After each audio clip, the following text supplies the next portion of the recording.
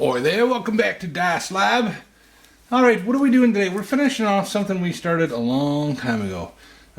This is a Lyman Gun Sight off of my grandfather's and then my dad's and now my 22 competition rifle, the old Winchester.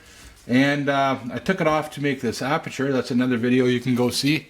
This was a test aperture because it was missing, and I did talk to my dad and he said his dad had a whole bunch of them, different sizes for different targets and game and whatnot, and he doesn't know where they are. So I just wanted to see if I could make this, and I did.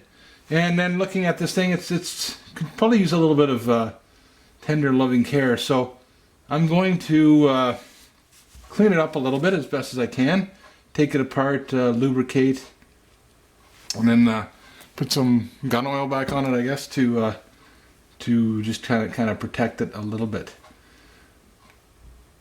So just dive right into it.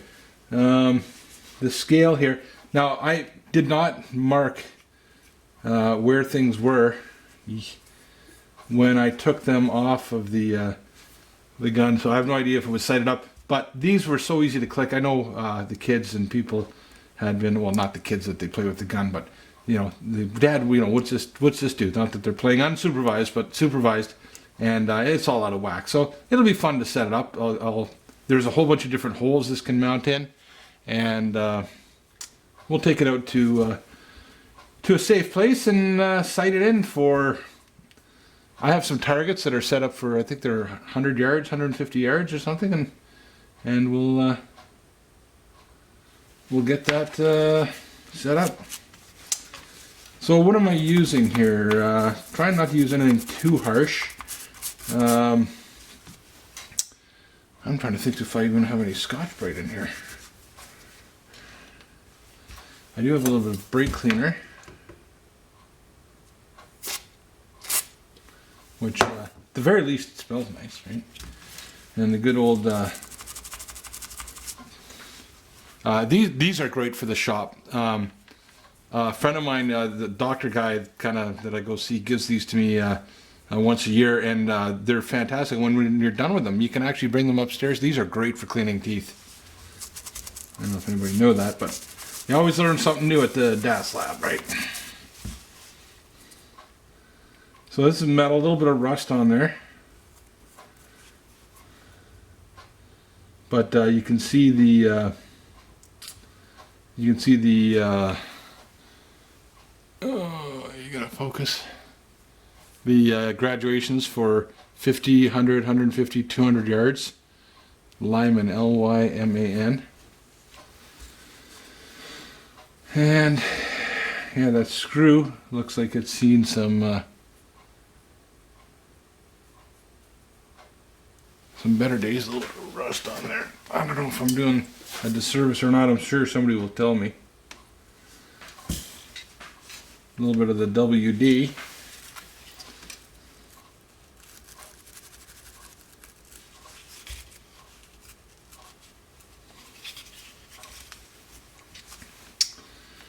And like, I'm not going to start sanding it, I can tell you that much.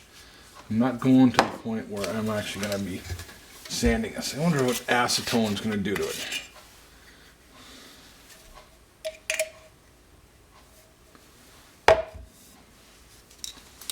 A little bit. I'll degrease it. Oh, it makes it shiny.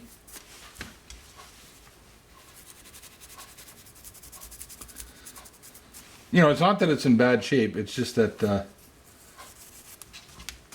want to protect it, right? So some of that rust is coming off there. This is brass.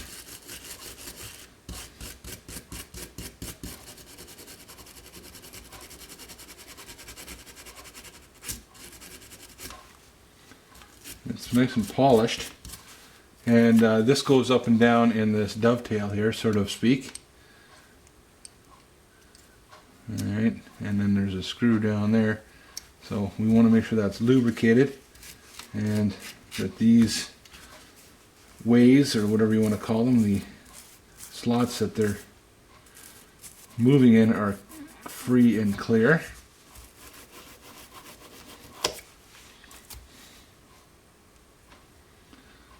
I might need these. Getting old, you know.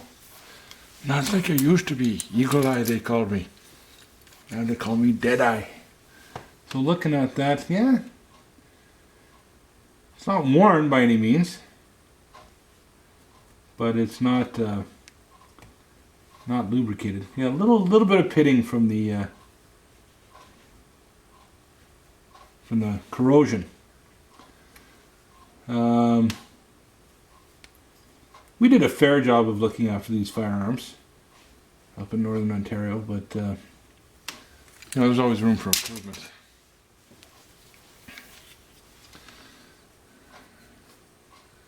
Okay, so there's a clip on that, and there's a bit of corrosion in there. Well, do we feel like losing a clip? How easy is that to get out?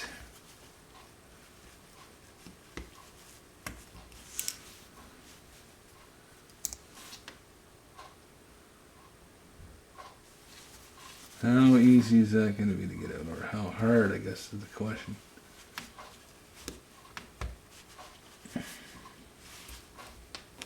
I certainly don't want to break it. I don't want to have to try to buy another clip like that.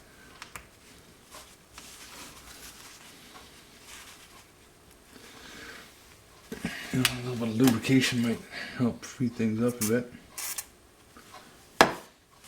If I even have to get it out. Now I have a feeling there's a ball bearing under there because there's a detent, and at one point in time I thought that this was the detent to make it click, but I'm pretty sure there is that's not even touching. So that screw, I'm not even sure what that's for. Somebody would know. Maybe that sets the bottom out height of when it goes down or something like that.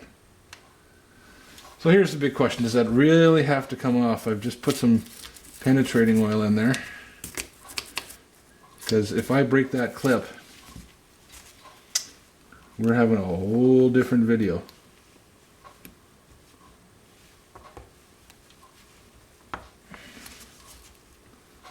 And it is a spring clip, so it's not something that I'm going to be making in Das Lab easily.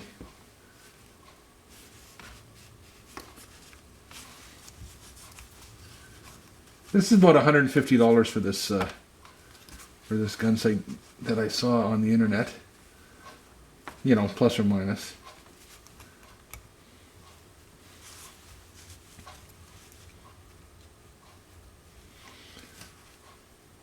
Yeah, you know what? I got thinking, okay, I could maybe get that out. Could I get that back in? I think we're going to just leave that dog well alone. I think we're going to clean,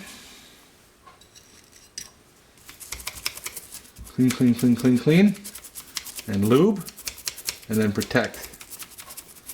And I think we're going to call that a save. Call that a win, because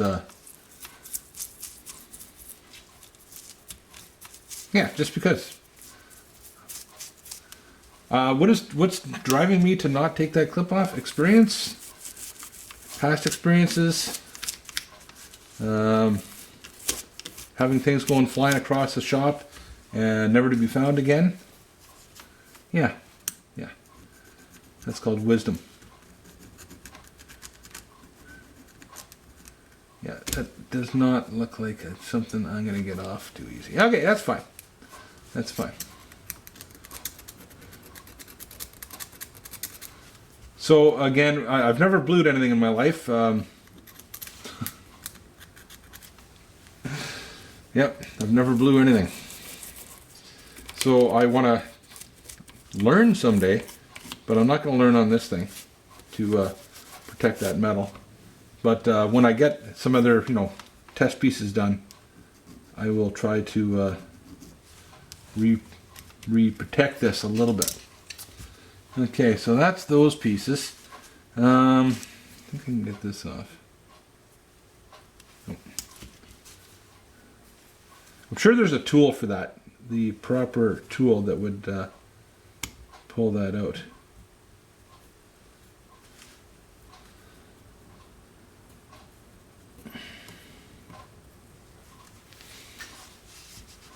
So we've got another little graduated gauge for left and right. Again, I certainly don't want to start sanding that down. A little bit of Scotch-Brite might brighten that up, but we can't tell you where it is right now. Not that I don't like it or anything, I just don't know where it is. So once again, there's a spring and a detent. And what in the wide world of sports is holding that in? And you can see as I screw this, that goes left and right.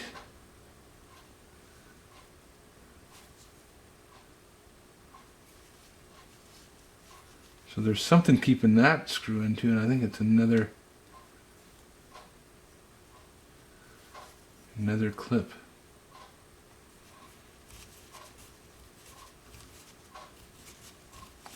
It's pretty stiff.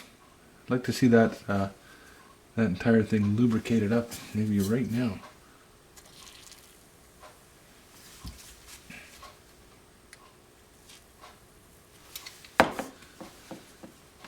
So it's a nice piece of equipment.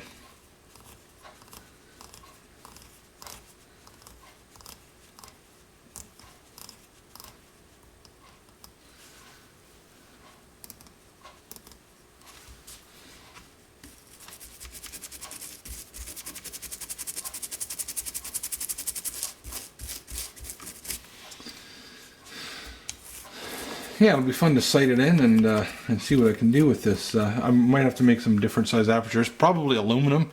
May not be the best material to make it out of.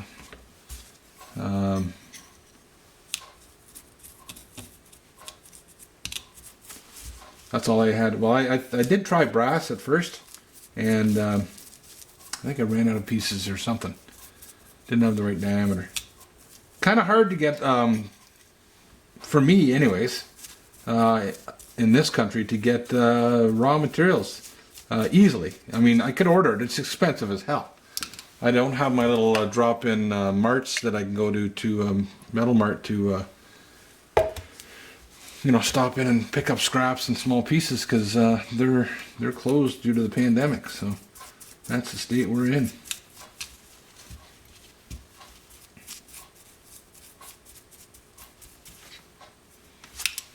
Okay, so that seems to be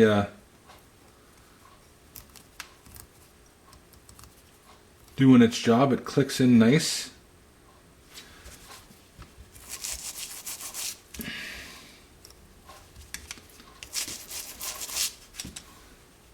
It's not like this is getting turned, wound up like a watch every day.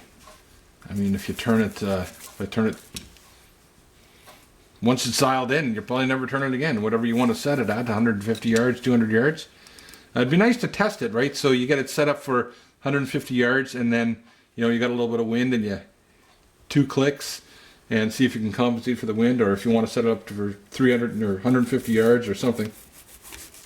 Just to see how accurate it is and how adaptable it is to being changed around like that.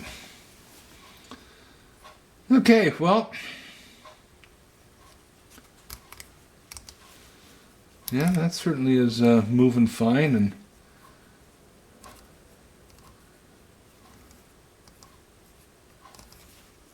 that's about center. I don't think there's any need to go taking that further apart than what it really is already. Left and up. So why don't we just clean it off a little bit better and put those parts together. Maybe I'll blow it out with some air. What have we got over here? Yeah, see, this is very goopy in here. I'll clean up those I don't know, ways or that raceway or whatever you want to call it.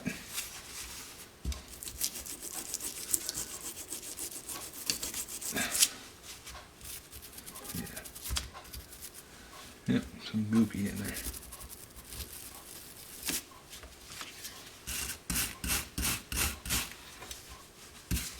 Oh yeah, goop here too. And where the goop is in the dirt, that's where the corrosion hides underneath. So Johnny, keep your gun clean, or else you get goop and corrosion. Nobody likes a gun with goop and corrosion on it. Johnny. You hear me, Johnny?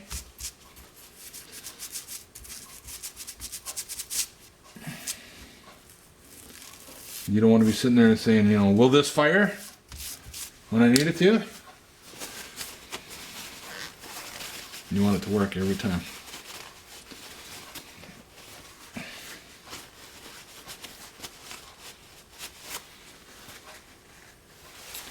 Okay, so it's not perfect, but you know, I feel like we've done something. We've honored the, you know, the person that gave us this gun by looking after it a little bit. We'll learn as we go.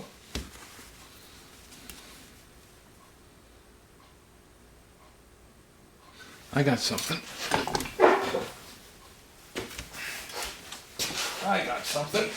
You stay right there, and I'll go over here in the vault of happiness, reaching in to my special supply, and coming back with a little bit of steel wool. Let's see. I don't want to scratch the hell out of it, but I wouldn't mind just getting, again, more of the crap off of it. So I'm going to just go in one direction, up and down. So if I do scratch it, at least looks maybe like those scratches are supposed to be there. Put a cleaner on there.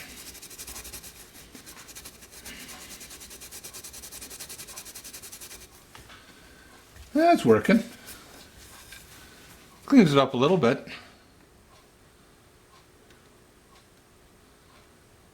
Clean it up a little bit without gouging it. And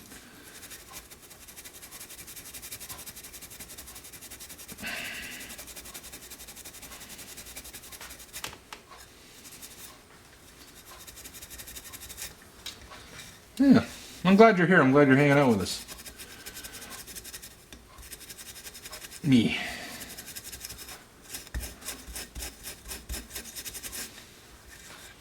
Well, I think that looks better. A little bit more down in this quadrant.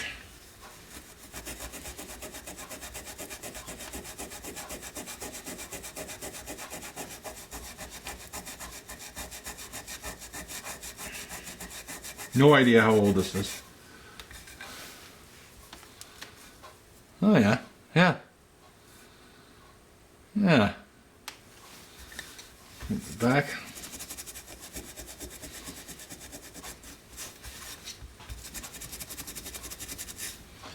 Excellent. I'm glad I thought of that. Thanks, me. What about this little wee bugger here? Can I do anything with that? Yeah, maybe.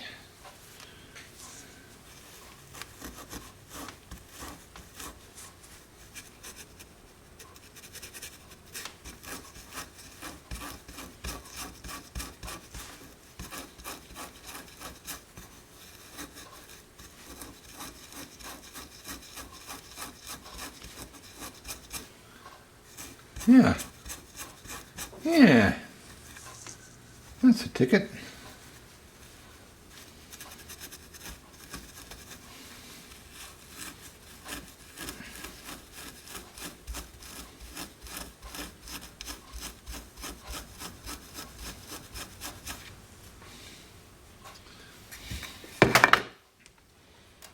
Much better. Alright, let's see if I can figure out where these things go now. Anything on there I want to touch? Maybe. Oh yeah. Oh yeah, that's it. I like that. Oh, I like that. Steel wool, eh? Who would have thought? I'd like to look at the history of steel wool.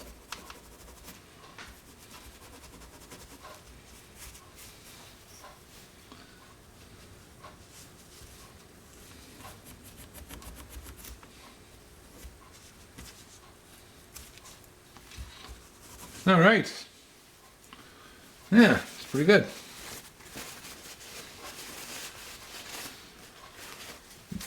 Pretty good. So that guy went.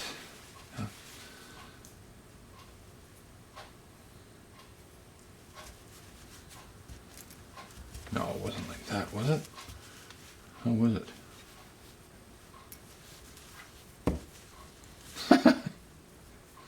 Hang on to her, big fella.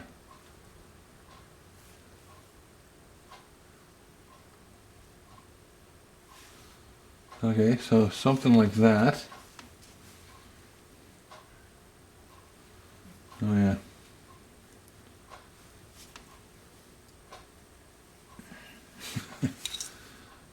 yeah. Sausage fingers to the rescue.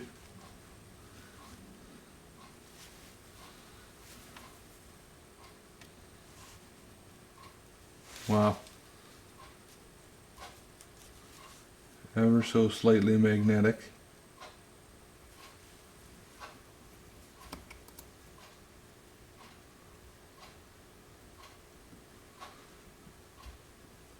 Unbelievable. Get the steel wool out of there. So where am I going to start off? I'll start off in the middle. So kind of neat, it's got some range to it. Like not only can you slide it left and right, but you can slide your indexer to the left and right. I'll start off with it in the middle. And we'll go through quite a bit of ammo setting this up, I'm sure, but that's fine. I guess the thing is too, I mean, I got a box full of 22 cartridges, is to make sure that I'm using the same grain, the same power, the same everything every time. If you start fooling around with a whole bunch of different loads, well then, who knows, you know, of course that's going to affect your accuracy. So when you're trying to set this up, I guess we'll want to make sure that we're get rid of as many variables as possible.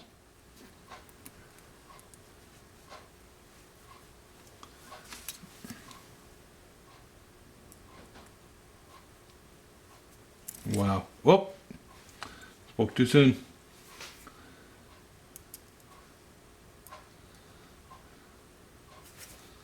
Spoke too soon. Yeah, as soon as I shut it off, I got it. And no problem.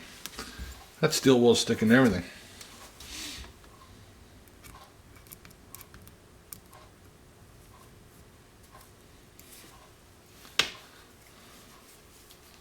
So again, I'm going to start off, I don't know, mid-range somewhere.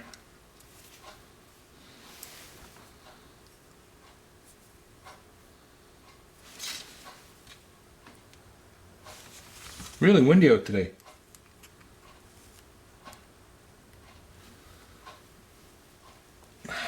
Okay. And now I am going to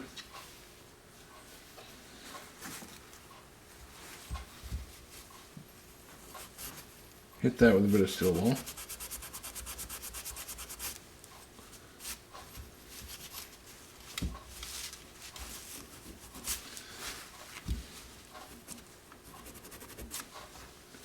And there's numbers marked in here. I don't know if they're, this is a T19, and there's numbers down in here, 57 RS and a T192. I wonder if they're like a matched set, or a model number or something like that.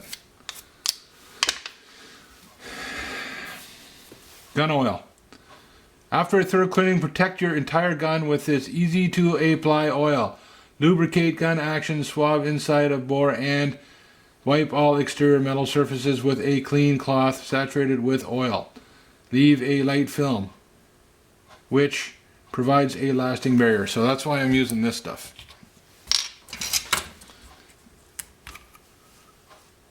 The outers product. So I'm hoping it's doing the right thing. I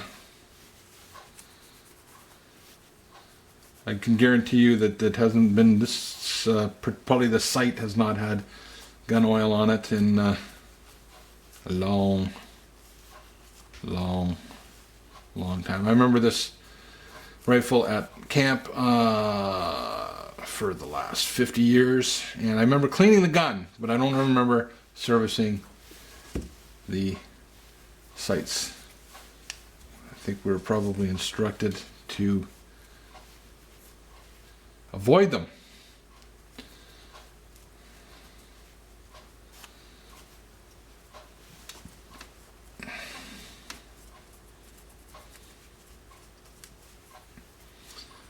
So hopefully this does the trick. I'm sure you're going to tell me if it doesn't. If you're watching this, it's because you care about this sort of thing and you're probably interested. Or you just like hanging out at the DAS lab. Who doesn't, right? One of those things. So let's exercise that a bit. And make sure we got oil there. All the surfaces. And in there as well too.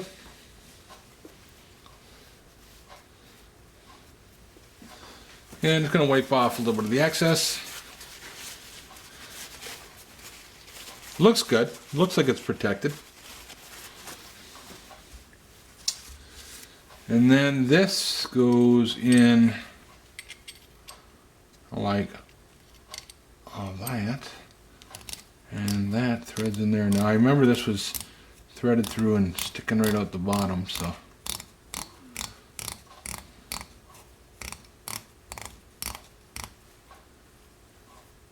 Yeah.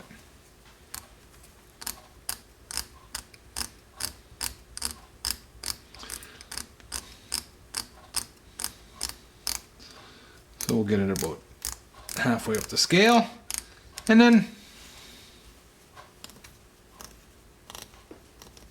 it's getting a little stiff.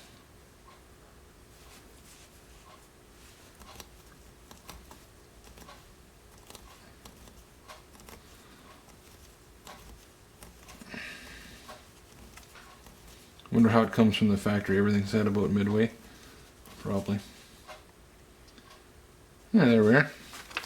Okay, so put the aperture back in once I'm done, and then someday you're not going to see me attaching this onto the weapon, onto the firearm, but you'll see me maybe sighting it in someday. We'll learn that together. Never really done it to. I've sighted in a few shotguns before.